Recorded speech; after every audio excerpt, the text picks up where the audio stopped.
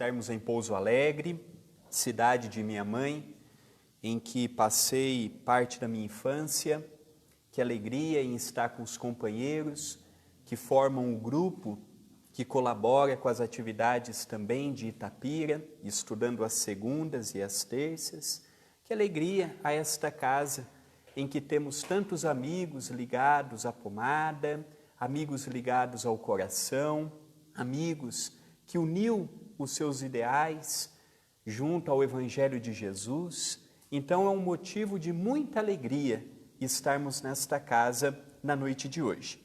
Mas como aprendemos com Allan Kardec a iniciarmos uma atividade com a nossa prece? A prece, ela é tão importante quanto a mensagem propriamente dita, ela é tão importante quanto um passe para aqueles que vieram em busca de um passe, ela é tão importante igual uma água fluidificada, porque é na prece que nós temos a oportunidade de abrir os nossos corações. É na prece, é na intimidade do nosso eu, que nós podemos colocar os nossos medos, as nossas fragilidades, as nossas dúvidas, aqueles dilemas que não temos coragem sequer de falarmos para a pessoa que está do nosso lado. Perante Deus, não precisamos usar palavras bonitas, não precisamos usar frases elaboradas, porque Ele conhece a nossa essência. Ele sabe quem somos, sabe da nossa capacidade, sabe dos nossos equívocos, ama do jeito que nós somos e espera o que podemos dar. Ele não olha para nenhum de nós e espera que dê o que os outros dão. Nós somos únicos, nós somos individuais. Isso significa que chegamos até onde chegamos, com histórias diferentes uns dos outros. A prece, ela não é meia dúzia de palavras em que no final falamos assim seja.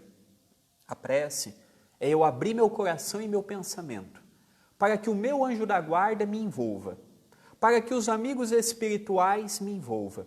Quantas vezes não chegamos nesse centro espírita ou em qualquer outro e nem sequer sentimos o nosso anjo da guarda, nem sequer sentimos a espiritualidade amiga.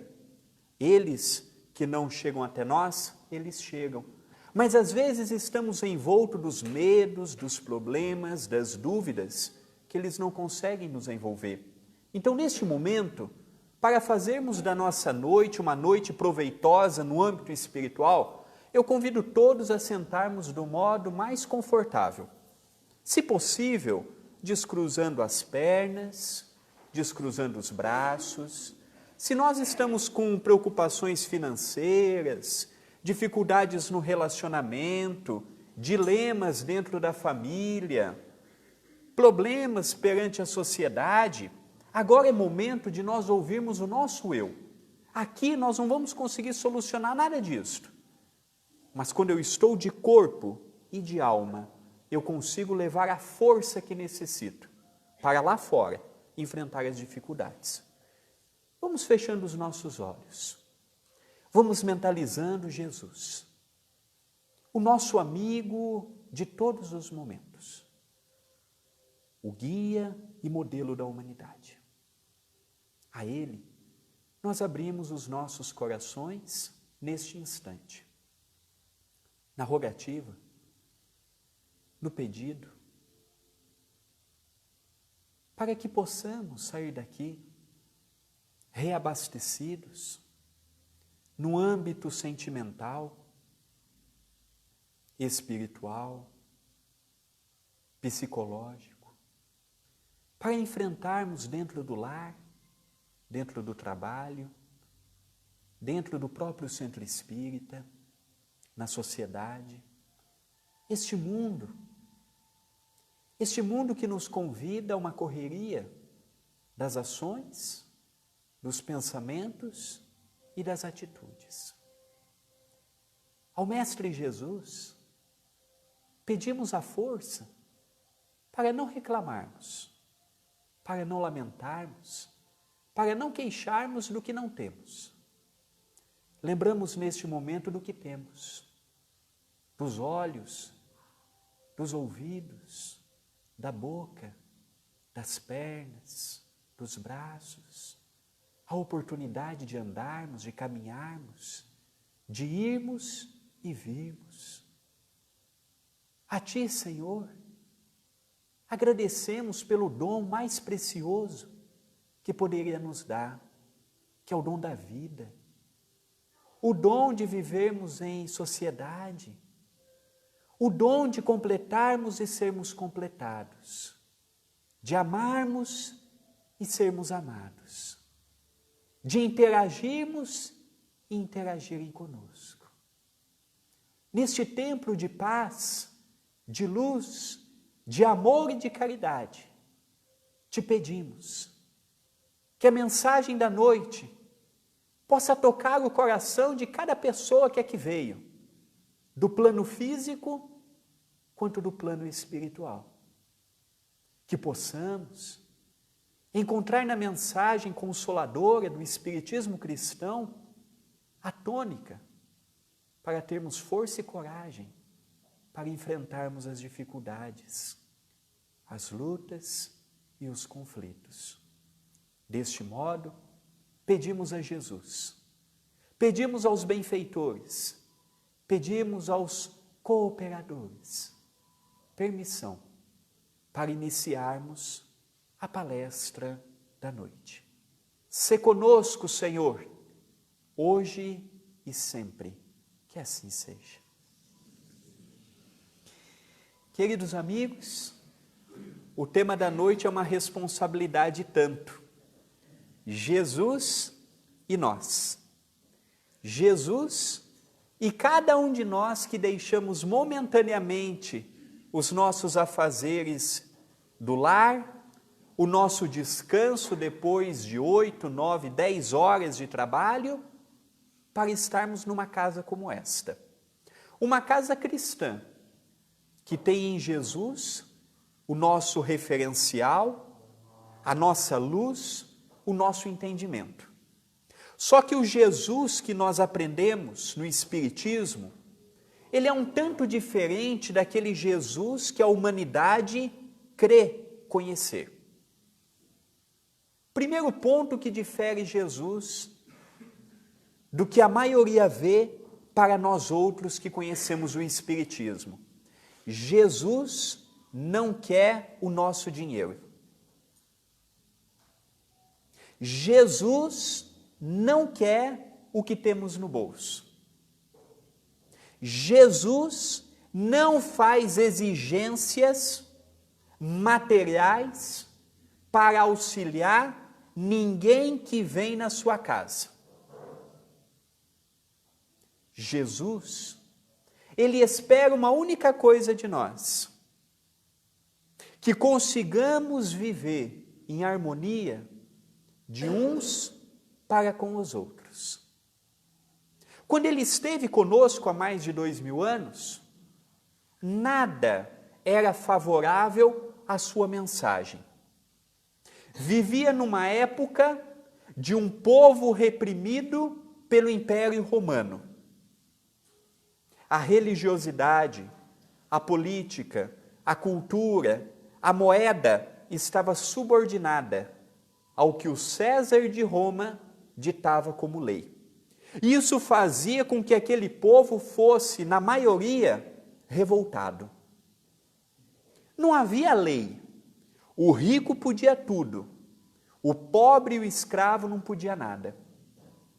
E de repente vem um homem, filho de um carpinteiro, filho de uma mulher que para a sociedade não tinha grande expressão, Maria, que carinhosamente chamamos de Mãe Santíssima.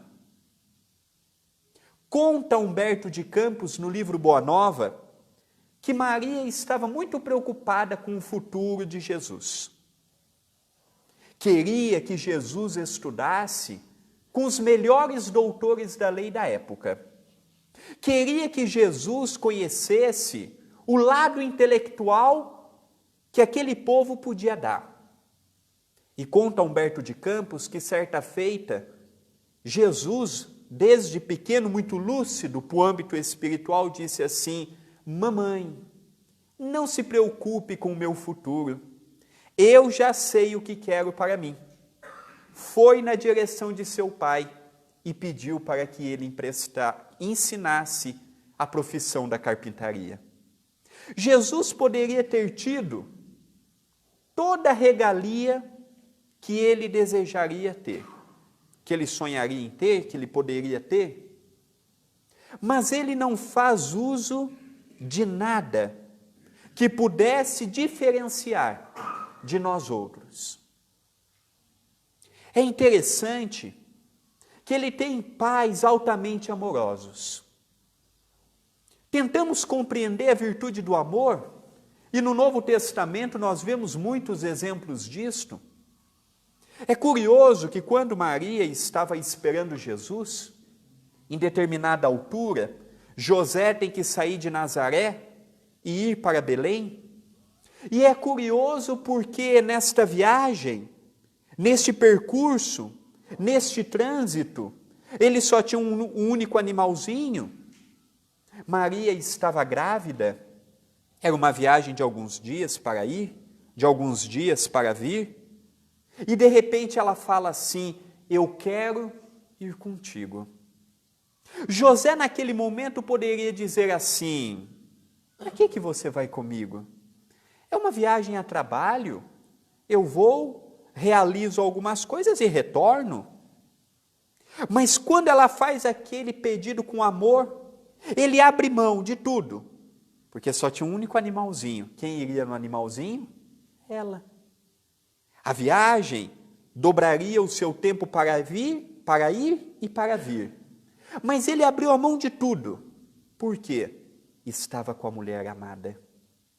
Para ele, se iria aumentar 2 dias, 1 semana, 1 mês, não importaria.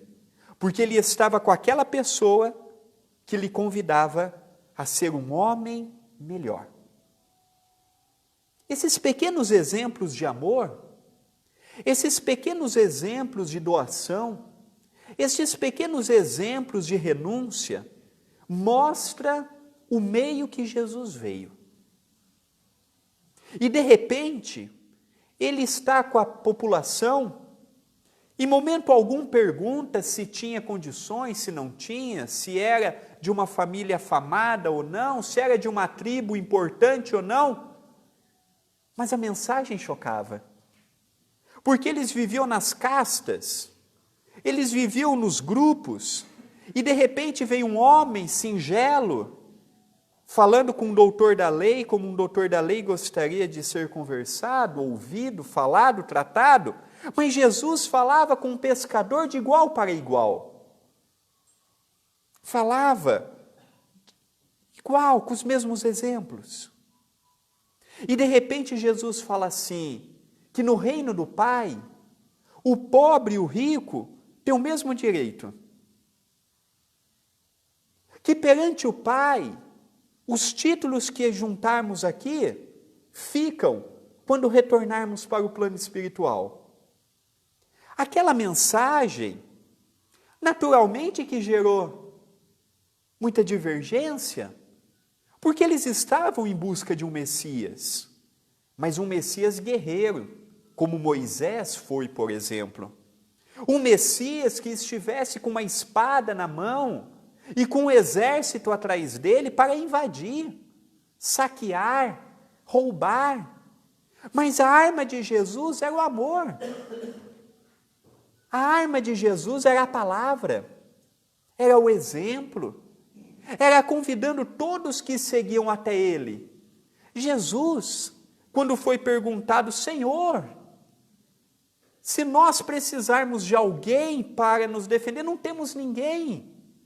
Jesus dizia, mas eu não vim para os doutores, eu não vim para aqueles que acham que sabem tudo, eu não vim para aqueles que perante a sociedade têm os títulos de sábio, de conhecedores, eu vim para os humildes.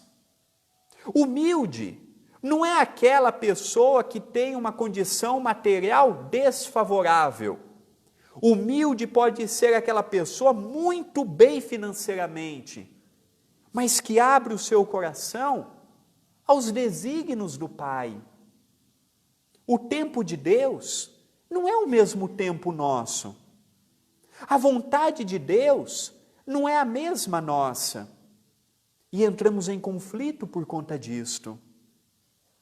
Entramos em questionamentos. Mas quando o meu questionamento não é bem dirigido, os espíritos opositores vêem uma brecha para nos incentivar a continuarmos no mesmo caminho de solidão íntima, de amargura, de distanciamento dos outros. Muitos são os exemplos de Jesus, amando as pessoas do modo que as pessoas eram. Pedro, teimoso, difícil de lidar, tinha uma maneira de pensar e não abria mão daquilo, mas nem por isso Jesus deixou de amá-lo. E há um momento bonito no Evangelho, em que Jesus, depois de algumas horas, chega até eles que estavam a um barco, e Jesus está caminhando sobre as águas. Qual é a reação de Pedro? Eu também quero ir até Jesus. Se Jesus faz isto, eu também faço. Quando Jesus ouve Pedro falar, Senhor, eu quero ir até o Senhor, o que Jesus fala para Pedro? Venha, venha. Ele dá alguns passos e cai. Jesus demonstra todo o amor, todo o carinho, todo o respeito a Pedro, levantando, colocando no barco e apenas lhe dizendo, ó homem de pouca fé. Quantas vezes um filho, uma filha, um pai, uma mãe, um neto, não querem caminhar sobre águas que não têm condições. Mas às vezes aquela lição vai gerar para o seu coração que gerou para Pedro. Porque quando Jesus o coloca no barco, Pedro diz assim, eu não dei conta, mas Jesus me salvou. Jesus não me humilhou, Jesus não me condenou, Jesus não me humilhou perto dos companheiros que compõem o colegiado. Nós temos uma ferramenta bonita que é o Evangelho, trazendo para nós os espíritas, e guardamos para usá-lo frequentemente no centro espírita. Temos uma palavra bonita na desobsessão, com o irmão que vem para o diálogo. Temos uma palavra de encorajamento para aquele que vem em busca do diálogo fraterno, do tratamento fraterno. Mas é lá fora que Jesus precisa de nós. Este pequeno exemplo de Pedro, nós temos do nosso lado diariamente. E muitos, a título da realidade, diz assim, mas eu não posso ver uma pessoa cair e não alertar. Será que Jesus não tinha compreensão que Pedro não tinha condições? Por que Jesus não alertou? Por que Jesus esperou que Pedro caísse para levantá-lo?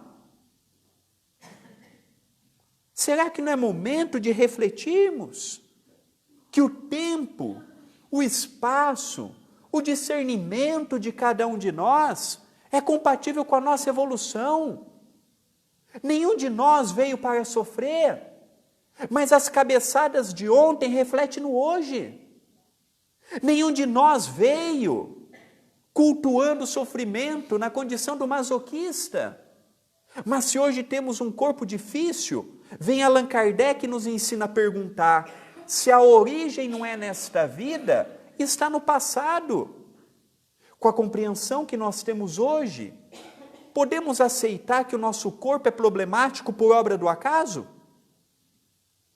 Podemos aceitar que o nosso casamento é provacional por obra do acaso?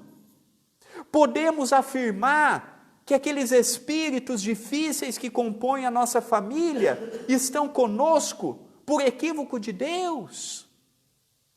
E Jesus continua deleitando os seus exemplos. Quem não conhece, por exemplo, aquela passagem que toca diretamente o meu coração, que é Jesus e aquela mulher adúltera. Conta o Evangelho que aquela mulher fora pega em adultério. E a lei mosaica, uma lei primitiva, para homens semi-selvagens, de costumes bárbaros, de costumes irracionais, imaginavam que quando uma mulher era pega em adultério, tinha o direito, sem julgamento, sem ampla defesa, de levar à praça pública e condená-la às pedradas e às pauladas, mas esquecia-se que a mulher não cometia adultério sozinho. Por que o homem também não era apedrejado? Por que era só a mulher a vítima de uma lei machista e prepotente? Cadê o homem nesse momento? Ou ela cometia adultério sozinha? E fala no Evangelho, o único momento que Jesus está escrevendo algo. Único. Se nós lermos todos os Evangelhos, todos que escreveram, apócrifos ou não, nós não vamos ver Jesus escrevendo nada. Mas naquela passagem, Jesus está escrevendo nas areias. Veio Emmanuel, quase 18, 19 séculos depois, e nos diz que Jesus estava escrevendo uma frase pertinente a cada pessoa que ali estava. E quando chega aquelas pessoas, com os paus, com as pedras, o que perguntam para Jesus? Senhor, a lei me permite apedrejar esta mulher que fora pega em adultério. O que o Senhor pensa a respeito disto? Jesus ouve, sereno, sem mudar sua expressão, sem agredir verbalmente as pessoas que ali estavam, apenas lhe diz que atire a primeira pedra quem nunca cometeu pecados. Quem nunca levantou um falso testemunho, quem nunca propagou uma mentira, quem nunca foi maledicente, quem nunca foi fofoqueiro. Conta o Evangelho que foi sendo dos mais velhos aos mais novos, inclusive o colegiado que acompanhava Jesus. Quando só está Jesus e aquela mulher, ali é o oposto. Jesus é a calma. Aquela mulher é aquela preocupação. O que vai acontecer comigo? E agora? Eu fui descoberta. Vou morrer, não vou? Jesus era a serenidade, porque sabia que os seus atos eram compatíveis com o seu missionato. Aquela mulher trazia aflição, porque fora descoberta pelos outros. Jesus olha e apenas lhe pergunta: alguém te condenou? Aquela mulher olha para o seu lado, para o seu derredor, e não vê uma pessoa sequer. Os paus e as pedras estavam todas no chão. Jesus apenas lhe diz: vá e não peques mais. O que isso quer dizer? Hoje eu te ajudei, mas amanhã você pode ser pega novamente e não ter alguém para te ajudar. Eu te alertei. Se você quer continuar neste caminho, você tem este direito. Mas se amanhã você for pega, você não vai poder alegar ignorância. Olha que bonito. Jesus não feriu aquela mulher, não a humilhou, não deu um discurso de moralidade, não foi superior. Jesus tocou aquele coração sem maculá-lo pelo sofrimento. Se aquela mulher mudou de vida ou não, nós não sabemos. Mas Jesus fez a parte que lhe competia. Vá, siga o teu caminho, faça escolhas compatíveis com a tua realidade espiritual. É esse o Jesus que nós somos convidados a todas as manhãs nós lembrá-lo. É esse Jesus que nós somos convidados a evocá-lo numa prece matinal, no evangelho no lar, nos momentos que passamos em família. Tem dia que acordamos atrasado, esquecemos de fazer a prece. Tem dia que vamos dormir cansados, dormimos e não sabemos se fizemos a prece ou não. Lá em Itapira, que o povo é mais atrasado do que aqui em Pouso Alegre, a turma fala assim para mim: André, eu estou numa dúvida. Ah, é? Qual? Ontem eu fui dormir, eu não sei se eu terminei a prece ou não. Aqui vocês dormem no meio da prece também? Ou aqui não tem esse problema? Lá o povo dorme no meio da prece.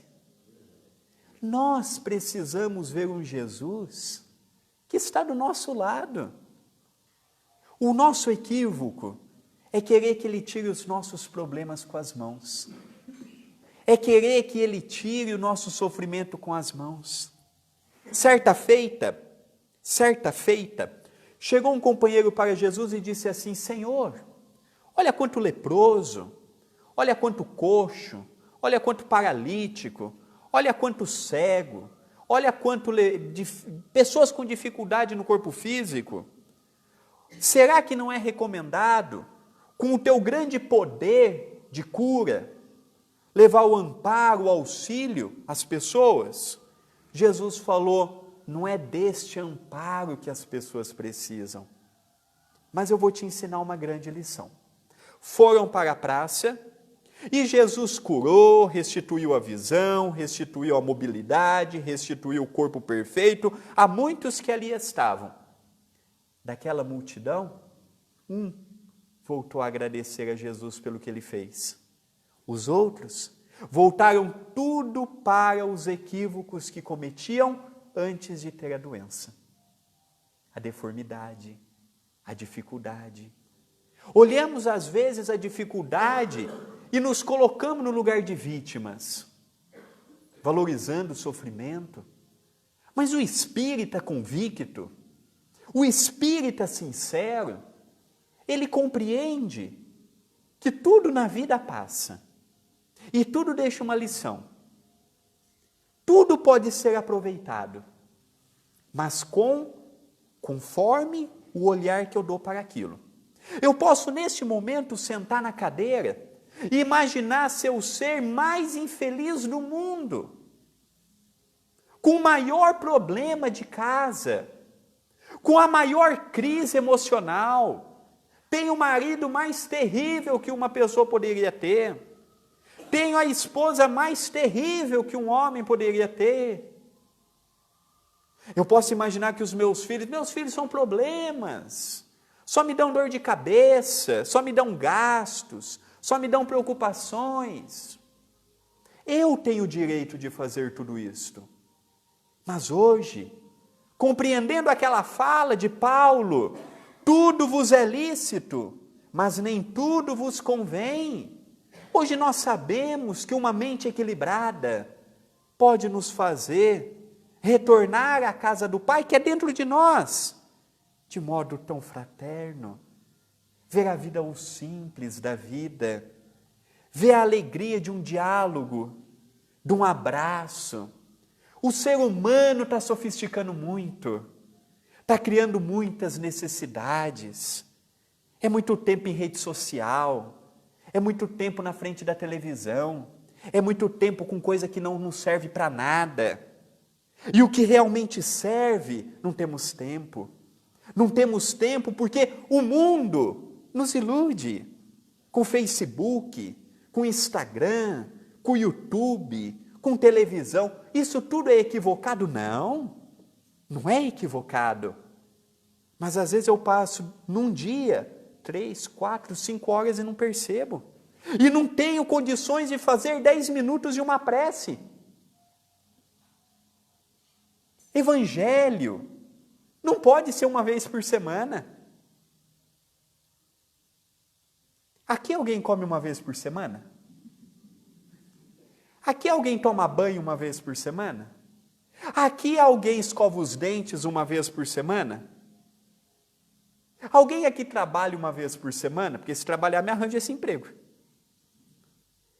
Evangelho no lar uma vez por semana vai ser a tábua da salvação? Não. Não vai ser. Evangelho no lar tem que ser feito todo dia. Todo dia. E quanto mais difícil a época que vivermos, mais temos que fazer. Quando passávamos em Itapira, as maiores provações no âmbito espiritual, de perseguição, de lutas, de conflitos, chegamos a ter épocas em que fazíamos o Evangelho no lar 3 vezes por dia. Portanto, como é que eu vou viver, como é que eu vou ser um vitorioso espiritual num mundo materialista, num mundo que repara na aparência? Às vezes, do nosso lado, materialmente falando, a pessoa não tem nada, mas ela tem uma ascendência espiritual. Mas a criatura humana não tem olho para isto. Eu olho para aquele que anda bem, que tem um bom carro, que tem uma boa casa, mas às vezes ele conseguiu tudo aquilo de forma ilícita, roubando, perseguindo, passando pelos outros. É esse que a sociedade valoriza. Quando nós chegamos na casa espírita, perante Jesus, aqui não tem doutor. Lá fora eu sou médico, lá fora eu sou advogado, lá fora eu sou juiz, lá fora eu sou gari, lá fora eu estou passando pelo desemprego. Aqui dentro eu sou um irmão de Jesus. Eu não vou ser tratado a mais ou a menos do que ninguém se alguém aqui tiver o título de doutorado. Porque Jesus não se importa com isso. Jesus olha para o nosso coração. Jesus repara nas nossas ações. Não repara no dinheiro que nós temos.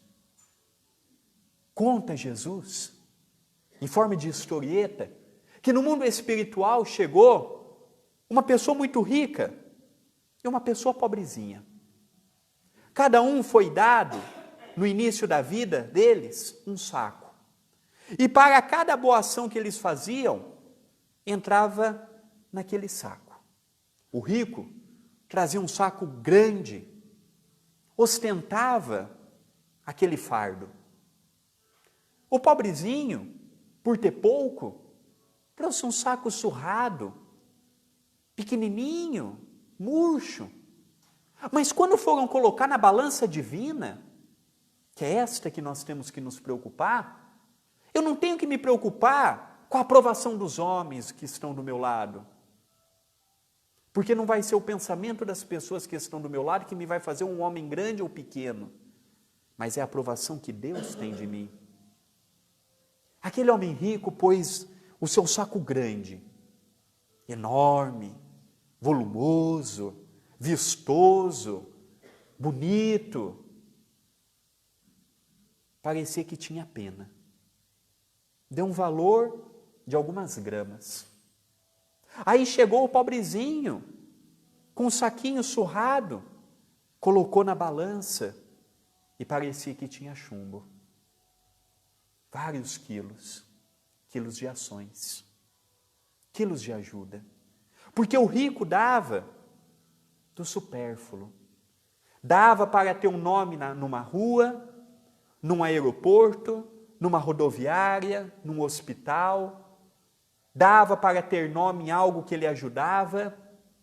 Em comparação, aquele que não tinha nada, ele dividia o pouco que ele tinha. Perante Deus, nós somos sinônimos do rico nas ações ou nós somos sinônimos do pobre? Nós escolhemos. Todos aqui queremos ser como um vitorioso espiritual. Materialmente falando, para ser um vitorioso, é se esforçar, ser um bom trabalhador, procurar fazer um pouco a mais do que lhe é pedido, se subordinar ao seu chefe, procurar estudar. Todos nós já fazemos isso. Mas e espiritualmente falando? Muitos depositam no passe a tábua da salvação. Muitos depositam na água fluidificada. Tudo isso é importante. Mas isto tudo é apetrecho para o nosso auxílio. A minha verdadeira cura, a cura para o meu egoísmo, a cura para o meu orgulho, a cura para a minha vaidade, a cura para o meu milindre, é eu começar a ver que o tanto que os outros me ferem é proporcional ao ferimento que eu gero nos outros. Muitos dizem assim, eu recebo tanta ingratidão, mas eu nunca encontrei uma pessoa que me diz assim, eu fui ingrato com meu pai, eu fui ingrato com a minha mãe. É interessante que uma mãe faz por nós, os filhos, o que ninguém mais faz, nem a nossa esposa, nem nosso marido. Machucamos a nossa mãe, ferimos com ações, mas ela tem um amor tão puro por cada um de nós, que passado um tempo, ela chega até nós e pergunta, está tudo bem, meu filho? Isso mostra o protótipo do amor que vai unir as criaturas. Não é aquele amor egoísta, ao ponto de vivermos no mundo atrasado, que se fala assim, eu matei por amor. Se é amor, você não poderia ter matado. Se é amor, você não poderia querer apenas para si. Se é amor, você não pode ter ciúmes. O amor liberta, não aprisiona. Que amor que é este? Amor de posse? Amor de que é meu? E Jesus, para lá de tudo isto, é o amigo que inspira as nossas almas. Mas como eu vou ser tocado por Jesus? Se muitos de nós lembramos dele, em que momentos? Desemprego, perda de um ente amado, quando vemos que a situação está complicadíssima, aí é Jesus para cá, é Jesus para lá. Mas quando eu estou bem, olha o que nós, humanidade, fizemos com Jesus no Natal. Damos presente para os outros, sendo que não é aniversário de ninguém. Recebemos presente, sendo que não é nosso aniversário.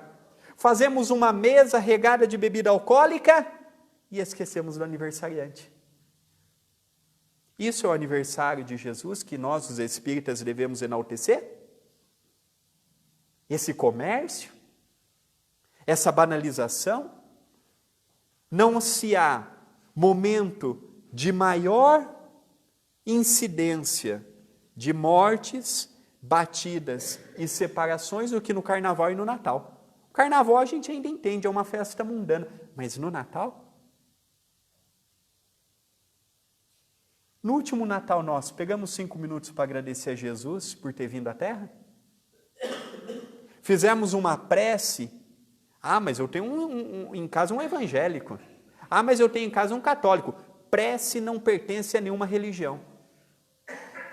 Você pode fazer uma prece sem falar palavras espíritas. De enaltecimento à vida, de agradecimento à natureza, de exaltação a Deus. Sem ferir religião alguma. Mas em nome, mas o meu familiar pode não entender. Não fazemos. É esse o Jesus que eu convido a todos a termos. Jesus está conosco. Nós estamos com Jesus?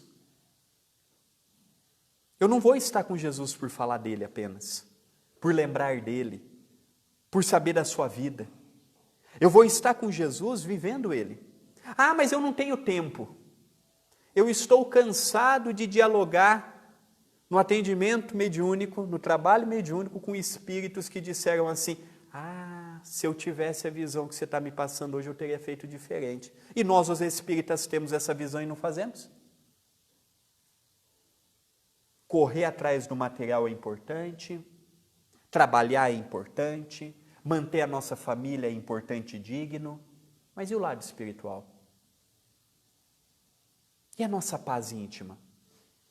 Quantas pessoas não potencializam a sua depressão pelo modo que olha o mundo? Quantas pessoas, não valorizando a dificuldade, se tornam mais ansiosas do que já são? Quantos chegam na casa espírita e sai do mesmo jeito que chegou? Quantos chegam e não lembra nem do início da palestra? Ah, ele falou muito bonito, eu achei bonito. Ah, mas você entendeu alguma coisa? Não entendi, eu estava pensando na janta.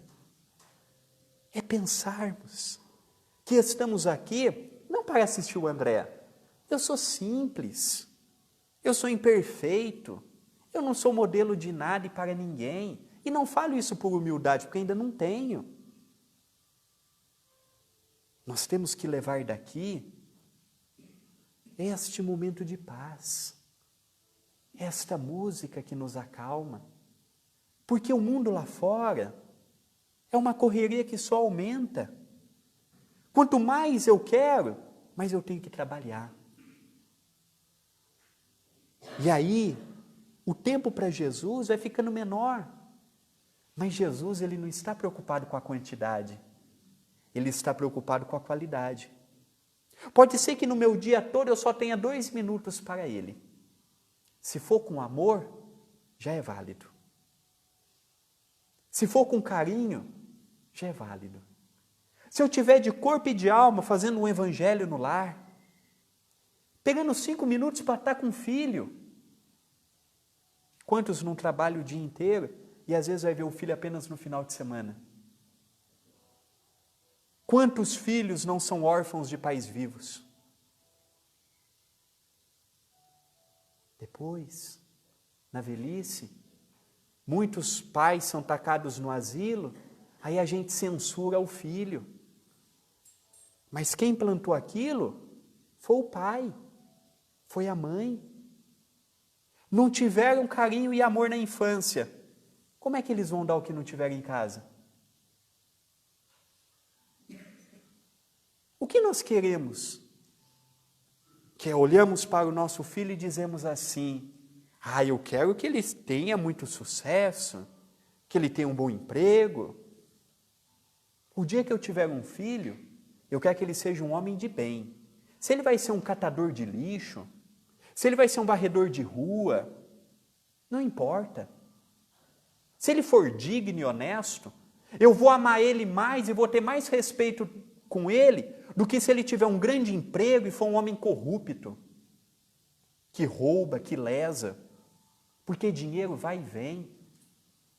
Dinheiro nada quer dizer. Olhamos para uma mulher grávida e perguntamos assim: é homem ou é mulher? Muitos usam a frase depois: vindo com saúde. E se não vier? Não é filho de Deus? Não vamos amar? E se na nossa casa vier um companheiro com a necessidade da homossexualidade, com a necessidade do autismo, com a necessidade do síndrome de Down, não vamos amar? Tudo é filho de Deus. Tudo vai nos dar carinho. Temos que mudar a visão de Jesus, a visão de interpretar o mundo, a visão do céu fácil.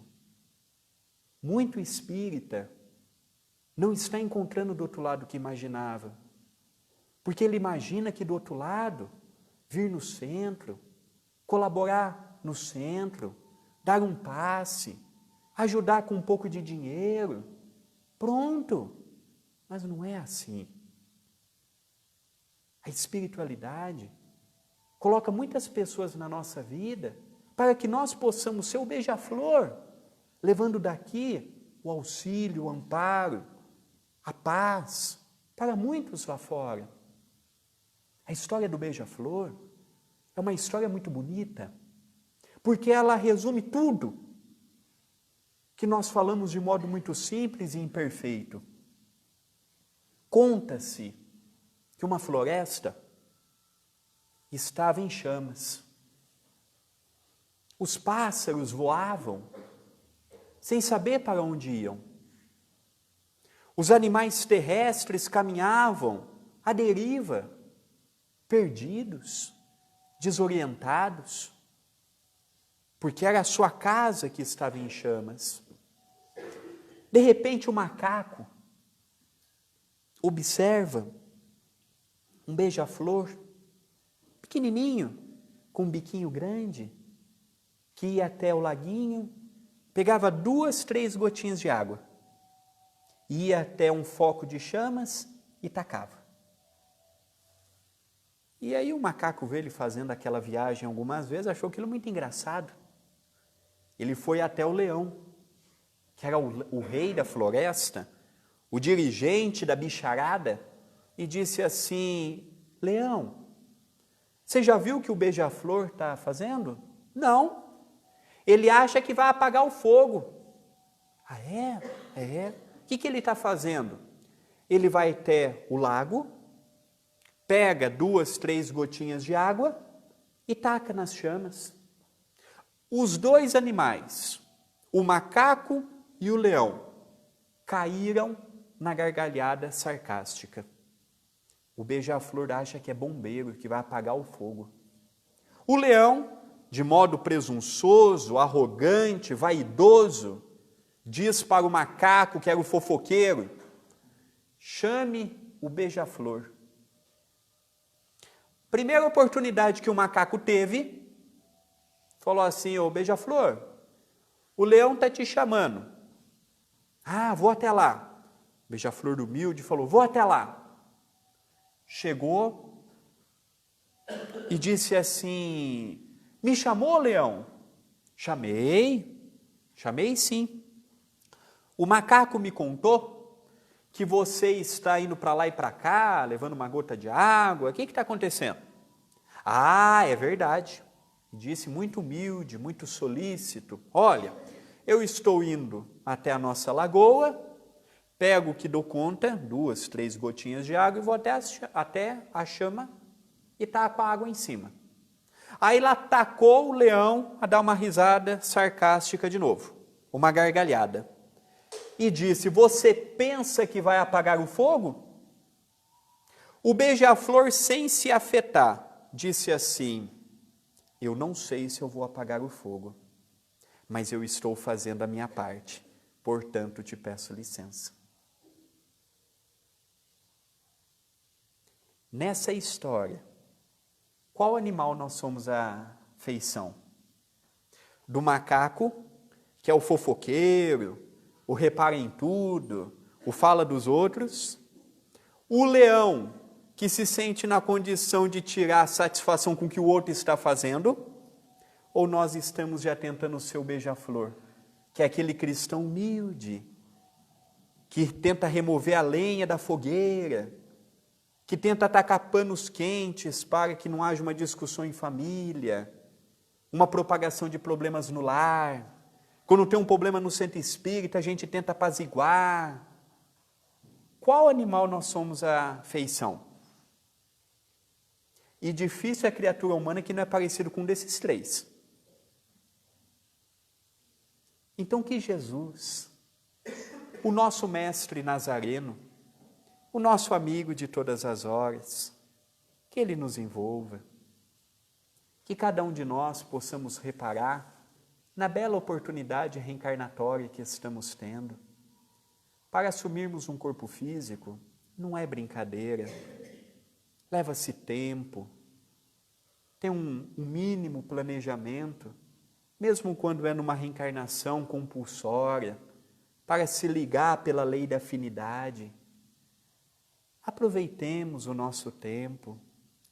As dificuldades não são para maltratar, para castigar. A criatura humana por si só vem aspirando muito esse negativismo da terra.